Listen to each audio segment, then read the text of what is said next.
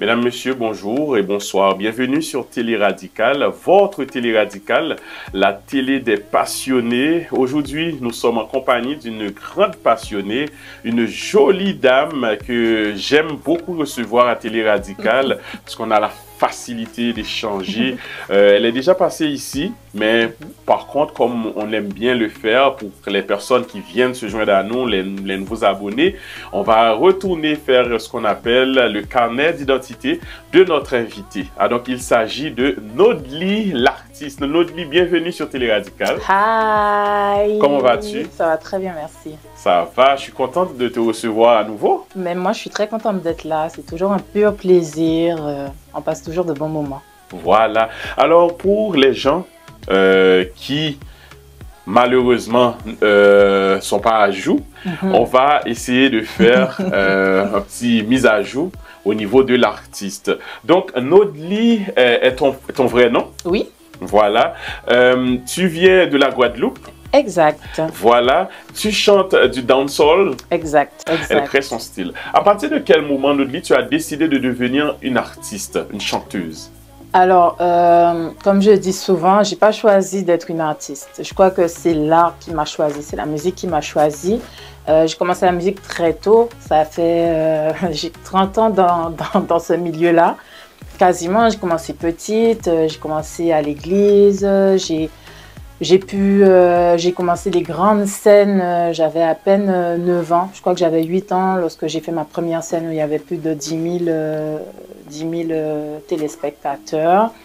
Donc c'est ça, habituée aux scènes, habituée au théâtre, tout ce qui est comédie musicale aussi. C'était vraiment mon kiff. J'ai voulu me former et m'orienter dans tout ce qui était écriture, scénario, scénarisation, etc. Parce que j'aimais ça écrire des histoires, j'aimais ça écrire c'est ça, des petits sketchs. J'ai toujours aimé ça. Et mais bon, vous connaissez les familles, hein, c'est pas ce qu'ils avaient prévu pour nous. Eux, ils voulaient plus un cursus juridique pour moi. Ce que j'ai fait quand même, j'ai respecté. Mais après que j'avais fini ma licence en droit, ce que j'ai fait, c'est que j'avais pris une chance, j'avais pris une pause pour aller à l'école de cinéma et de télévision du Québec. C'est comme ça que je me suis retrouvée ici au Canada. Et donc, j'ai pu avoir mon diplôme en scénarisation. Et de fil en aiguille, c'est ça. Donc, j'ai marié le milieu cinématographique, l'écriture, et j'avais rencontré un petit clan ici qui faisait de la musique. Donc voilà, c'est comme ça que mon aventure a commencé ici à Montréal. Le dancehall, c'est mon âme, le dancehall, c'est mon cœur. Je crois que depuis enfant, on m'a transmis cet amour pour le dancehall, en l'occurrence de près abord par mes frères et tout, qui écoutaient beaucoup de dancehall à la maison, le dancehall old school. Je parle de Patois, je parle de Buju Banton, je parle de tous ces artistes qui n'ont pas cessé de jouer à la maison. Donc, je vous avouerai que voilà, j'ai toujours eu cet amour pour ce style musical, le reggae aussi. J'étais très proche du reggae. À l'époque, on m'avait baptisé Jatisha d'ailleurs. J'avais un petit nom un peu rasta et tout. Mais c'est ça, j'ai toujours un amour pour ce style, même lorsque j'étais une church-going person. Je me rappelle que lorsqu'il fallait interpréter des chansons, je voulais toujours mettre une petite vibe reggae. Bon, c'était un petit peu touchy à l'église à l'époque, même si maintenant c'est beaucoup plus accepté, mais j'étais celle qui palliait les cantiques de l'évangile avec du dancehall, avec du reggae. Et d'ailleurs, on avait appelé ce style-là à l'époque, le mouvement, c'était le Holly reggae, le Holly dancehall. Est-ce que tu te considères comme une bad girl, comme une femme qui n'est pas une femme soumise, peut-être une femme fatale? J'aime le fait que tu précises, parce que souvent, on a tendance à mal interpréter le fait qu'une femme dise qu'elle soit une bad girl. Et comme je dis souvent, I'm a bad girl, but in a good way. C'est-à-dire que je suis indépendante, je suis forte, je sais ce que je vaux et ce que je veux, je me bats pour l'avoir. Et puis, c'est mieux de ne pas être sur ma route, en fait, parce que ça va blesser des gens, ça blesse des gens en général. Donc, c'est ça, j'ai peur de rien. Donc, c'est toujours dans ce sens-là que je dis que je suis une bad girl, but in a good way. Bon, je t'avouerai qu'à Montréal, pour le moment, je suis la seule artiste féminine qui représente le dancehall francophone. Après, oui, c'est vrai, il y a des représentants du dancehall anglophone, mais il n'y en a pas tant que ça hein, à Montréal. J'essaie de réfléchir. Je crois qu'il y a Serenity, mais elle fait du rap aussi. Je te dirais que, ouais, tout confondu, je te dirais même limite, je représente aussi le dancehall dans la partie anglophone et tout. Et est-ce que oui, j'ai des modèles? Oui, totalement. Il y en a que je cible, que je regarde, mais elles ne sont pas ici à Montréal. Je prends l'exemple de Alakai Harley, qui est une nana de UK que j'aime vraiment beaucoup. À l'époque, lorsqu'elle n'était pas super famous, Steph London, c'est quelqu'un que voilà, j'ai vraiment grandi, que j'aimais beaucoup ce qu'elle faisait et que je me disais, yo, moi, quand je serai grande, là, je veux vraiment être comme elle. Donc oui, j'ai quand même pas mal de modèles, mais est-ce que j'ai de la concurrence? J'ai envie de dire non. Mais en même temps, j'ai envie de te dire oui parce que la musique elle est tellement universelle, intemporelle que tout le monde m'inspire en fait au final. Même si ce n'est pas vraiment dans mon registre, dans mon style, mais c'est vrai qu'il y a des artistes extraordinaires ici à Montréal et puis quand je vois ce qu'elles font, je me dis yo, ah ouais, je mets du respect sur ce qu'elle fait parce qu'elle a osé, elle le fait puis elle le fait bien. Quelles sont les difficultés auxquelles que tu fais face en tant que femme dans un milieu musical qui n'est pas vraiment très ouvert quand même? Alors, surtout dans le style que je fais, les difficultés que je risque de rencontrer, ben, vous savez, un peu de, est-ce que j'ai envie, je ne dirais pas harcèlement, mais vous savez, il y en a qui vont toujours s'essayer, qui vont toujours trouver que le fait que, voilà, tu t'habilles légèrement un peu plus sexy, donc ils ont le droit d'avoir des remarques déplacées ou des avances déplacées ou Dieu merci, c'est pas encore arrivé, puis j'espère que je touche du bois, que ça n'arrive pas à des gestes déplacés. Mais je te dirais que même si, que ce soit dans mon milieu ou dans le milieu, du moment que tu es une femme, j'ai l'impression que tu es une proie en fait. Peu importe le milieu, dès que c'est un milieu où il y a beaucoup d'hommes, j'ai l'impression que tu es une proie et que ben, je sais pas, à un moment donné, ils se disent qu'ils peuvent te dire n'importe quoi ou que tu leur appartiens, donc ils peuvent faire ce qu'ils veulent avec toi. Attention messieurs, hein, faut faire attention. Ah bon, bah écoute, tant que ça reste dans le respect, moi, j'ai pas de problème. Moi, je suis ouverte à toutes sortes de collaborations. D'ailleurs, dans le milieu, j'ai quand même pas mal d'amis hommes et puis il n'y a pas eu de débordement à ce niveau-là. Je te dirais plus que c'est dans les DM parce que physiquement, je vais m'envoyer de fleurs, mais je suis quand même assez... Des fois, on me qualifie comme quelqu'un qui est assez imposante et puis qui pourrait faire peur éventuellement. Donc, de face à face, les gens, ils n'osent pas, mais ils vont quand même oser, mais en DM ou bien par message, etc. Mais pour répondre à ta question, non, moi, je suis ouverte à toutes sortes de collaborations. J'ai énormément d'amis artistes masculins et que, voilà, une fois qu'on a établi le respect, ça se passe très bien. Alors, à savoir, il y a Nodli et il y a mon alter ego. Souvent, les gens, ils n'arrivent pas à comprendre parce qu'ils se disent, mais de quoi tu racontes? Genre, t'es possédé? Non, c'est pas une question d'être possédé, c'est vraiment que j'ai le sentiment qu'il y a des choses que je suis capable de faire en tant que Nodli et il y a des choses que je suis incapable de faire en tant que Nodli. C'est-à-dire que lorsque je suis dans avec ma casquette d'artiste et tout, tu vas voir que je suis très à l'aise sur scène, je vais oser, je vais parler aux gens, j'ai de l'entre-gens, etc., etc. En revanche, Nodli, dans la vie de tous les jours, elle a un autre caractère. Tu verras que je suis beaucoup plus carrée. D'ailleurs, je suis de profession, je travaille dans le milieu juridique, donc ça demande une certaine rigueur, un certain sérieux. Et puis, et c'est peut-être là, peut-être que des fois, les gens ils peuvent percevoir parce qu'ils vont toujours me dire « Ah, mais des fois, tu as le visage fermé, tu as le visage serré. On ne sait pas vraiment, on ne savait pas que tu étais cool comme ça, en fait, ils vont te dire. » Donc, pour répondre à ta question, si je suis en mode Nodli, ouais, je vais aller à fond dans la drague et tout, si la personne me plaît, tu vois que je vais y aller, etc. Mais c'est vrai que, par exemple, certaines fois, lorsque je n'ai plus cette casquette, ben, tu verras que je suis plus en retrait, j'ai plus de retenue et puis je ne vais pas forcément faire du rentre-dedans. Tu vois, c'est ça. Alors, mesdames, messieurs, si vous permettez, on va observer une petite pause afin de laisser à l'artiste le temps de respirer un peu. Et puis, on sera de retour dans quelques instants. Restez branchés. Qui nous ressent,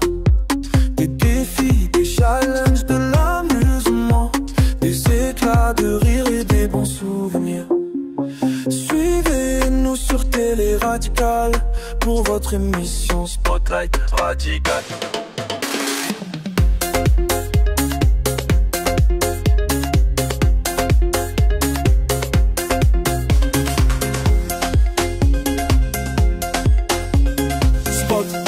Radical, c'est le rire et c'est la passion. Alors on est de retour, mesdames, messieurs. On continue avec notre invité du jour. Je vous rappelle qu'il s'agit bien sûr de Madame Nodli, l'artiste qui nous fait l'amitié d'être avec nous aujourd'hui à Télé Radical afin de partager avec nous sa passion pour la musique, sa passion pour les arts en général. Tout ce qui est l'acting, mais aussi la scénarisation, c'est-à-dire écrire des films, écrire de la pub, des spots publicitaires, c'est ça. Mais l'acting aussi me plaît pas mal. Oui, exactement. Aujourd'hui, tu viens nous présenter ton album, un album qui a pour titre, je crois, c'est Instinct Animal. Instinct Animal. Instinct Animal. Pourquoi ce titre? Instinct Animal parce que je fais toujours référence à la force, je suis quelqu'un je suis toujours mon gut, comme si mes intuitions, je me fais confiance, je fais confiance à mes intuitions. Si j'ai pas envie de le faire, je le fais pas. Si je sens qu'il faut y aller, je vais y aller. Si je sens que ah non, t'as pas ta place, alors je vais rester tranquille. Et cet album, c'est un album que j'avais commencé à enregistrer, je savais même pas que j'allais avoir mon fils. Okay. Donc ça fait déjà comme 5 ans que je l'avais déjà enregistré. Et il y a toute une histoire derrière ça. Il y a aussi, oui, ma petite rupture sentimentale que je narre dans cet album.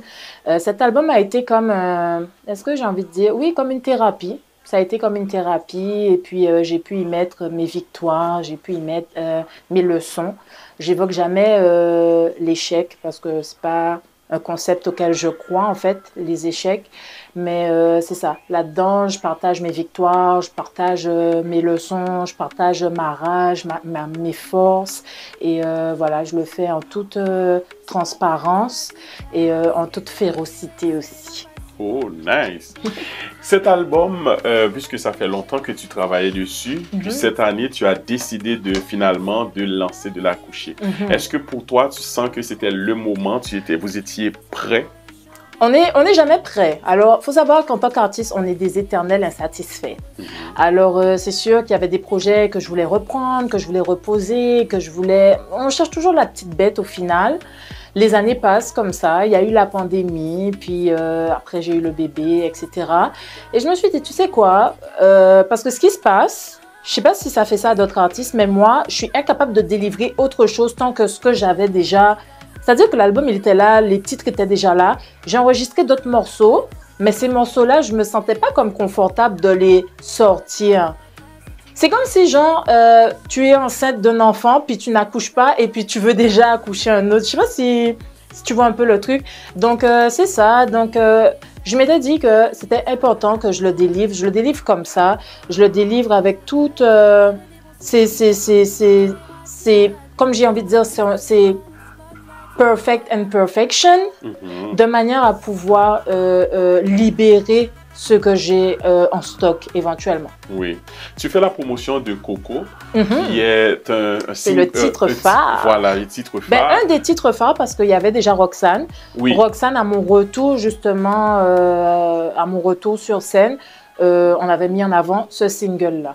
Alors pour le coup, comme je dis, ce projet-là, il est quand même assez personnel parce que je parle pas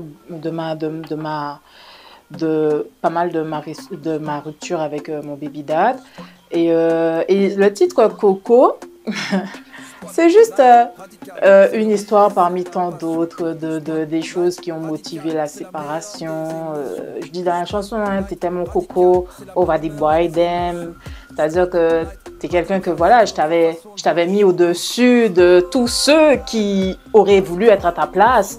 Et je pensais être ta chérie Coco over the girl them, mais c'était pas le cas puisque je le dis, hein, tu vois, quand tu te retrouves finalement à être mise en second plan, puis que c'est devenu un jeu malsain comme une relation toxique et tout, ben on n'a pas le temps pour ça, on n'a pas le temps de on n'a pas le temps à perdre du temps, on n'a pas le temps de se morfondre parce qu'on connaît sa valeur, on sait ce qu'on veut et puis on sait ce qu'on vaut surtout.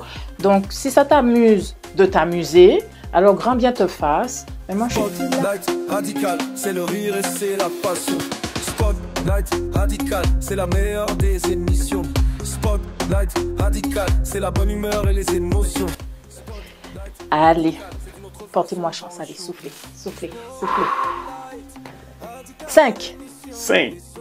Ok, je commence par le vert. J'aime beaucoup le vert. Quels sont les 5 mots que tu utiliserais pour te décrire?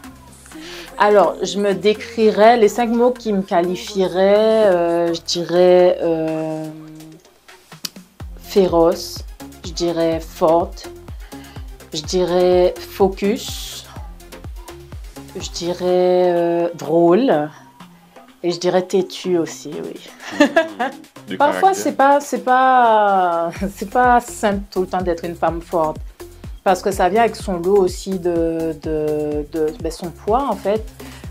Parce que des fois, souvent, quand on est une femme forte, on oublie qu'on reste humain et justement, on ne se donne pas la chance ou l'opportunité d'être faible. On ne se donne pas la chance ou l'opportunité de montrer ses faiblesses et on a toujours le sentiment que tout le monde s'appuie sur nous parce qu'on est fort et qu'on n'a pas le choix d'être fort.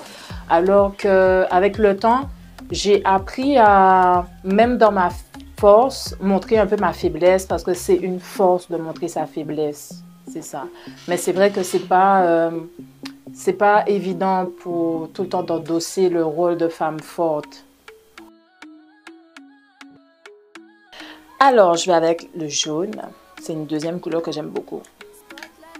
Jaune pour le soleil. Qu'est-ce que tu apprécies le plus chez tes amis proches? Mes amis proches sont comme moi.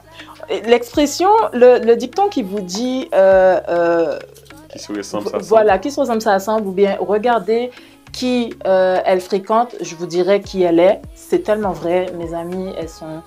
géniales, elles sont bienveillantes, elles sont plus ici au Canada, la plupart elles sont retournées au pays ou bien elles vivent ailleurs à l'étranger. Un gros shout-out à elles, à Manichou, Dédéchou, à Neti, à Didier, c'est des amis d'enfance, on a encore plus de 30 ans d'amitié pour certains et je me retrouve beaucoup en eux parce que ils sont pas dans le jugement, ils sont bienveillants. Ils vont donner des conseils. Quand j'ai besoin d'eux, ils sont là. Je vais avoir des conseils. Quand je déconne aussi, ils sauront me dire « Ok, non, t'as déconné et tout là-dessus. Pour de vrai, non, t'es pas validé, meuf, tu vois. » Donc, c'est ce que j'aime avec mes amis. Puis, je peux me confier. C'est tellement dur de nos jours d'avoir des vraies amitiés durables. Souvent, on entend des histoires d'horreur, hein, des gens que, voilà, tu es ami avec eux, puis next thing you know, tu savais pas, mais ils sont en compétition avec toi ou ils t'envient, etc. Tu vois, c'est horrible. C'est une des raisons qui a fait que souvent, vous allez me voir sur mes réseaux, puis je mets toujours comme no new friend. Pas parce que je suis pas ouverte à me faire de nouveaux amis, mais parce que, oui, c'est vrai que ça me fait peur. C'est parce que tu sais jamais à qui tu as affaire, tu sais jamais pourquoi les gens sont là. Et moi, je suis quelqu'un... Je suis authentique, c'est-à-dire que je t'aime vraiment, je te donne mon amour amicalement et tout. Et je te laisse le bénéfice du doute jusqu'à ce que tu me prouves le contraire, en fait. On va passer au rouge, le feu. Le feu. Oh. Alors, quel conseil donnerais-tu aux gens autour de toi? Alors, moi, si j'ai un conseil à donner, c'est vie. Faut vivre. Vis ta vie. Vis. Parce qu'on a toujours tendance à se dire, OK, on fera demain. Ou bien, on a envie de partir en voyage, mais on ne le fait pas parce qu'on a telle chose, on a le travail, on a ceci. Ce que je comprends, hein. Mais à un moment donné, il faut se choisir, il faut vivre parce qu'on ne sait pas quand est-ce que ça va s'arrêter. C'est sûr qu'avant, ce n'était pas très monnaie courante de voir les gens mourir aussi jeunes, mais maintenant ça se fait. C'est tellement affreux des fois d'entendre quelqu'un, la fleur de l'âge, qui a eu un arrêt cardiaque. Tu te dis, what the fuck, je comprends, t'es comme... à quel moment, tu vois. Il me semble qu'avant, tu n'entendais pas ça souvent. Et donc, c'est ça, il faut vivre les gens, il faut apprécier chaque moment, chaque instant, comme dit notre ami Corneille, comme si c'était le dernier. Le dernier. Heureusement que je n'avais pas jeté 6. Ah oui, hein? Non, il y en a d'autres en arrière. Ah, il y en a d'autres, ok. Quelle est la plus haute chaîne de montagne en Afrique? C'est le Kilimandjaro. Kilimandjaro, wow! La fille est instruite. Kilimandjaro. Ensuite, quelle est la leçon la plus mémorable que tes parents ou tes grands-parents t'ont apprise? Et je dirais définitivement le respect. Sans même réfléchir, je dirais le respect. Et c'est ce qui se perd aujourd'hui. Et c'est ce qui fait que la société, elle est comme elle est. Avant, on avait ça, on instaurait le respect des aînés, le respect de peu importe qui est-ce que tu as en face de toi, en fait, peu importe ta classe, peu importe ton caste et tout, c'était le respect et je trouve que ça se perd trop malheureusement. Oui, définitivement, tu l'as dit. La personne ne peut ne pas t'aimer. Mais il te respecte. Le respect, c'est primordial. Exactement, exact. Ah oui, c'est très bien dit. Alors, si tu veux consommer mon produit, si tu veux écouter tout ce que je fais, t'as qu'à taper Nodly, Nodly. Alors, sur Instagram, c'est Nodly Music, Music. Sur Facebook, c'est Nodly Music aussi pour la page artiste. Si tu veux me suivre comme ça, pour me suivre, tu peux me suivre aussi ma page personnelle qui est Nodly l'artiste. Sur TikTok, c'est les moments M de Nodly. Donc souvent les gens me disent mais pourquoi les moments M? Parce que à une époque, j'avais toujours des incidents le mardi ou le mercredi. Oh.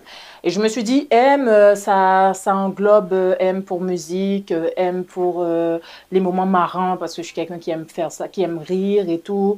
Donc c'est ça. Donc moment M de Nod, ça c'est sur TikTok éventuellement. Vous pouvez voir non pas que de la musique, mais mon petit côté aussi comique. Comique. Voilà. Ben écoute, j'ai appris à vivre avec ça. C'est vrai que ça me suit depuis que je suis enfant. Et puis c'est l'énergie que je dégage et puis j'accepte. Comme je dis, j'accepte et mon cœur reste ouvert.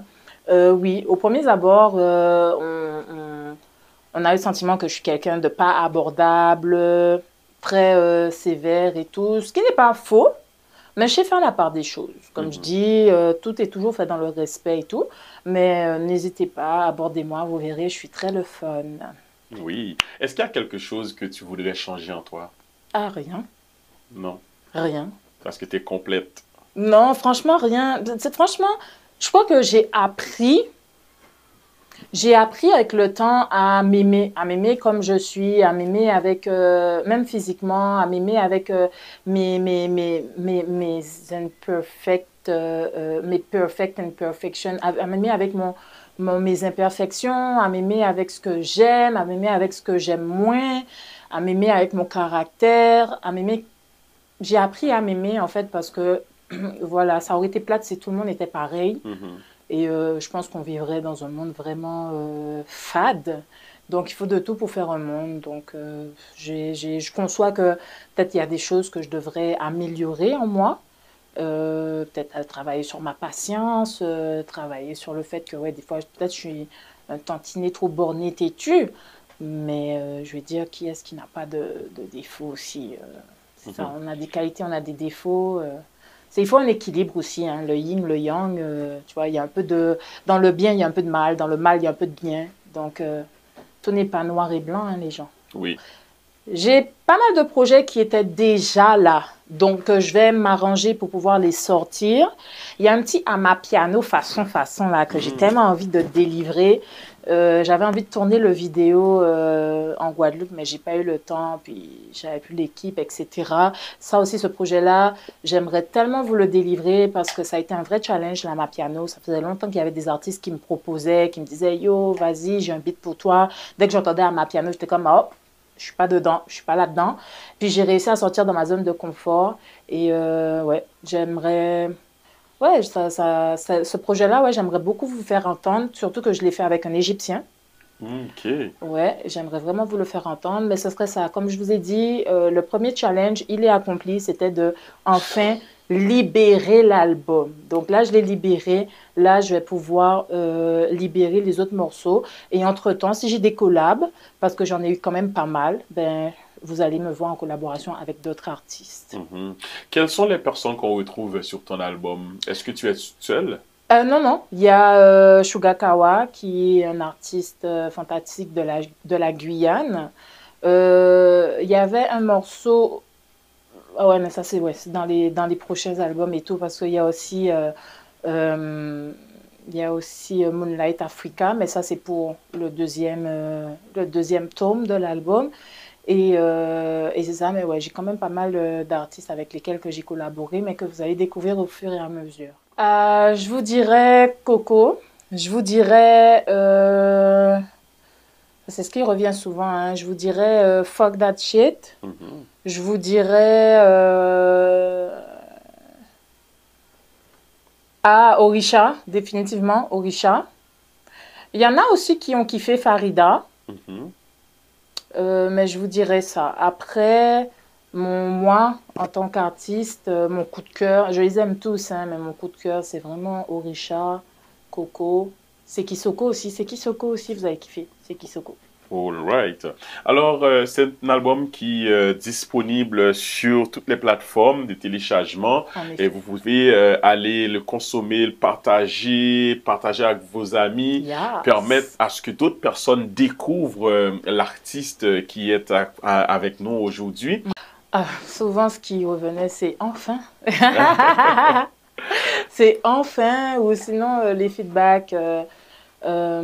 Surtout pour le morceau Fuck That Shit, c'est un style peut-être que les gens un petit peu R&B et tout, ils sont comme, mais pourquoi tu chantes pas plus comme ça? Parce que t'as une belle voix et tout, pourquoi tu veux toujours faire du go go go go go go go? Ben, je sais pas, je m'identifie dans le go go go go go, qu'est-ce que vous voulez que je vous dise? Mais c'est ça, le Fuck That Shit est assez différent parce que ça a une saveur un peu R&B. Et c'est ça, mais sinon les retours sont quand même assez positifs. Et puis, c'est ça, j'ai hâte de pouvoir représenter les autres projets. OK. Alors, que voudrais-tu que les gens retiennent de Nodli après ton passage sur cette terre, même après 100 ans, comme j'aime dire aux gens, je sais que ça va pas arriver tout de suite. C'est marquer ma présence ou mon passage sur terre. Et je pense que, inconsciemment ou consciemment, tout ce que je fais, c'est toujours dans le but de, OK, si tu googles mon nom, ben, tu sais que j'étais là, quoi, tu vois. Ce que j'aimerais que les gens retiennent est j'aimerais qu'ils se disent, ah ouais, cette nana-là, quand même, elle a vécu. Tu vois, elle a vécu sa vie à fond. Elle regrette aucun de ses choix et elle a fait ce qu'elle avait à faire. Parce que s'il y a un truc qui m'insupporte, s'il y a un truc qui m'aurait insupporté, ça aurait été de vivre avec des remords. Je suis définitivement le genre de personne qui préfère vivre avec des regrets que des remords. Je préfère avoir essayé et puis ça n'a pas fonctionné, mais j'en tire une leçon que de ne pas avoir fait et me dire, purée, mais si j'avais fait ça, ici, ici, ici, avec des si, on refait un monde. Donc définitivement, j'aurais aimé que les gens, ils célèbrent ma vie, ils célèbrent mon passage sur Terre. Et c'est correct de pleurer, mais soyez pas triste trop longtemps. Exact. Qu'est-ce que les gens te reprochent le plus? Que je suis peut-être... c'est vrai que ça c'est compliqué à dire pour une artiste, mais peut-être parce que je suis trop renfermée. Il y a des gens qui vont me dire ça, je suis trop renfermée, ou je suis tout le temps... je suis un peu casanière sur les bords, ou je suis tout le temps... Mais ce que vous devez comprendre, c'est que je ne fais pas que de la musique. C'est-à-dire que oui, il y a la musique, mais j'ai aussi une carrière qui prend du temps. J'ai un petit garçon, et c'est vrai que dès que j'ai l'occasion de passer du temps avec ma famille, je vais prioriser ma famille et tout. Donc des fois, peut-être c'est ce qu'on va me reprocher, qu'on ne te voit pas assez. On ne te voit pas assez, tu devrais être plus vu, plus perçu, surtout par rapport à ce que tu fais et tout ce que tu dégages. Peut-être dans une autre vie, j'appliquerai ça, mais pour le moment, je trouve mon équilibre justement, parce que des fois, être trop exposé, ça pompe mon énergie, donc je retrouve justement une force à être dans mon cocon, dans mon intimité avec mon monde, et je suis rechargée, et c'est ce qui permet aussi que quand je passe des moments avec vous, ben, je passe des moments de qualité. Voilà. Et maintenant, en terminant, si tu as des messages ou bien des souhaits, ou bien quel message que tu voudrais adresser à tes fans? Alors, premièrement, je voulais, mais sincèrement, du fond du cœur, vous remercier. Merci pour vos partages, pour vos messages de soutien, pour vos encouragements. Même lorsque j'étais absente des réseaux sociaux, il y en avait qui avaient remarqué qu'ils étaient comme, wait a minute, tu es passé où, meuf? Tu es où? Il y en a qui ont... Et puis ça m'a fait vraiment chaud au cœur de me rendre compte que quand même les gens, ils remarquent ton absence. C'était pas voulu, mais c'était nécessaire que je me retire un peu pour pouvoir me soigner. Donc, je voulais prendre le temps de vous remercier. Je veux prendre le temps aussi de faire un big shout-out à Vilaine Fille, qui est mon label, pour le soutien, pour l'accompagnement et pour l'amitié. Je voulais faire un big shout-out aussi à ma famille. Merci d'être là pour moi. À mon baby aussi, merci d'être là pour moi. Et puis c'est ça. Donc, et merci aussi à l'équipe Télé Radicale qui, C'est toujours un plaisir. qui me soutient, qui partage, qui suit quand même mon évolution et qui propose justement de mettre en avant mon art. Et je dis un grand merci. Écoute, merci partagé, merci pour toi, merci de faire le déplacement aussi. Et puis merci aussi pour ton talent. Continue à nous faire danser, à nous faire bouger. Et puis, Coco! Yes, merci. Radical, c'est la meilleure des émissions. Spotlight Radical, c'est la bonne humeur et les émotions. Spotlight Radical, c'est une autre façon de voir le showbiz. Spotlight Radical, une émission nous ressemble, qui nous ressemble.